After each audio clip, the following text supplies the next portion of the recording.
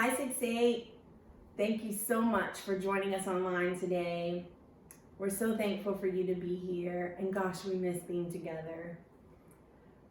I'm Tracy. For those of you that don't know me, I'm Jarrell's wife, and I'm honored to have this time and space with you. I know it's so hard to connect with the message and listen with all of the other abnormalities that we have going on in our life, just new rhythms. I really appreciate the days when I could go sit down and have no children screaming in my ear and just listen to the message and have some peace and calm. But we're in new days right now and we're making the best of it, right? So that's a bit of what I feel God's been teaching me in this season, is just to have gratitude and not to wish things were the way they used to be, but to enjoy the here and now. And so I hope that what I share with you today encourages you in this season that we all find ourselves in. I'm a mom and a wife, and just like you, I am trying to figure out how to navigate my responsibilities through a global pandemic. And so I've been thinking a lot about just life, and probably many of the same things that you've been thinking about over the last couple months. And times right now are different. We're all finding new rhythms, new comfort zones, uncomfortable zones. I've talked to many people, and some people really love what this season has brought in terms of slowing down and being able to connect with their families or children, and some people have not. I think we all find ourselves in different boats, and it's important to be aware of that and to give ourselves grace in this season and to give others grace. If I'm honest, I've had lots of ups and downs, truthfully no different than prior to the pandemic, right? Like, you have good days where you feel like you're doing great, you're on top of things, you're hitting all your goals, and then other days where you feel like you're barely surviving. I definitely have those same tendencies in this pandemic, just for different reasons, mostly. I do think that most of us, or many of us, have the tendency when we're going through a crisis, which this can feel like this to some, is to self-isolate and retreat, to preserve, right? Preserve and protect. And I really feel like God's been teaching me in this season the importance of, yes, taking care of myself and my family, but also being aware of others. So today, that's really what I want to share with you, is just what God's been encouraging me with in not being so self-focused that I'm not connecting with and loving the people that are right in front of me. And that looks different right now in this season. The golden rule, right? Love your neighbor as you love yourself. Mark 12:31. So that's what I'm basically just sharing a bit of my heart, and hopefully this will encourage you to love your neighbor as yourself. We've heard this many times. Our neighbors and friends who may not even go to church have heard this. It's the principle of hospitality. And I believe that it's critical in helping us to navigate through this pandemic in a healthy way. When I think about loving my neighbor as myself, I think of two things. I have to be in a place where I've taken care of myself and my responsibilities for sure before I can go love someone else. I remember a time Darrell and I had lost our third baby, and that particular incident,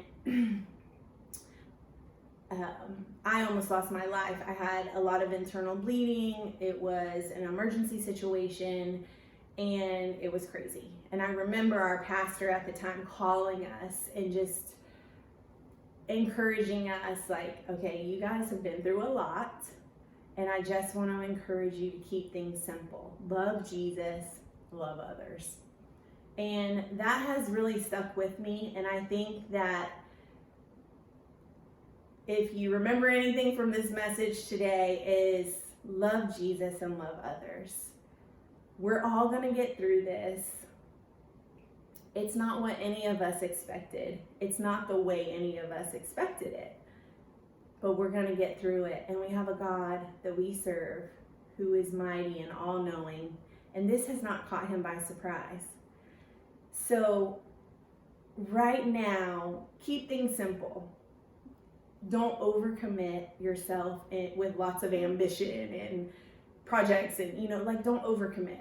Even though we don't have a lot of activities we're doing outside of the home and events, we can still overcommit, right? Keep things simple. Darrell and I have realized the importance of our physical health during this time, even more so. And movement is medicine, right? That's what they say. And so we have certainly made a priority just with our sleep, our eating, our physical activity to try to keep that simple and consistent to keep our mental well-being in a good place. Another thing that I've realized is just gratitude, just realizing that I can face my day and say, I have to do this and I have to do this now and I have to do this now because I can't do this, because of the pandemic. Or I can wake up with a different perspective and say, I get to do this and I get to do this and I get to do that. Whether it's I get to order out and eat at home, whatever it is. I don't know if anyone is like me, but I miss just like going and sitting at a restaurant and having a dinner. I just got an email that my favorite restaurant, one of my favorite restaurants, is opening back up. And so it makes me really happy. I think we all are looking for some sense of normalcy, right? Lots of our college students are coming back. That makes me feel good. But just trying to find ways to have gratitude during this time that's just different for all of us. Secondly, I have to find simple and creative ways to reach out and serve others. Practically speaking, what does that look like when we're not really out and about a lot? Maybe that's when you walk your trash can out to the street or you check your mail. If you see a neighbor outside, instead of just your normal, hello, how are you, good to see you, maybe you pause and engage a little more than you would have before because you have time and they probably have time. We're all home a little more than we used to be. Maybe you cook some cookies or some muffins and you make an extra batch and you leave it at your neighbor's door with a sweet note. You just never know what that might do for someone. Maybe you plan a social distancing dinner or coffee or tea with someone on the back porch or at a restaurant that you can sit outside at or something. I'm super excited about the weather getting nicer so we can do more outdoor activities. I personally feel more comfortable being with other people in outdoor settings, and so I am definitely looking forward to that. Maybe you have some neighbors that have a need, or they have children. If they have children, please ask them if they need something. Or if they're alone. We have a single lady that lives next door to us, and so she's been a point of attention for us to make a little extra dinner and bring it over, or help her with her dog. Whatever it is, I think that we can find people in our new normal and we can figure out how to love them in a way that helps us to continue to take care of our families and ourselves, but also extend ourselves to other and love, serve, connect with others, because I think that's just as important for our well-being, and clearly Jesus thinks it is.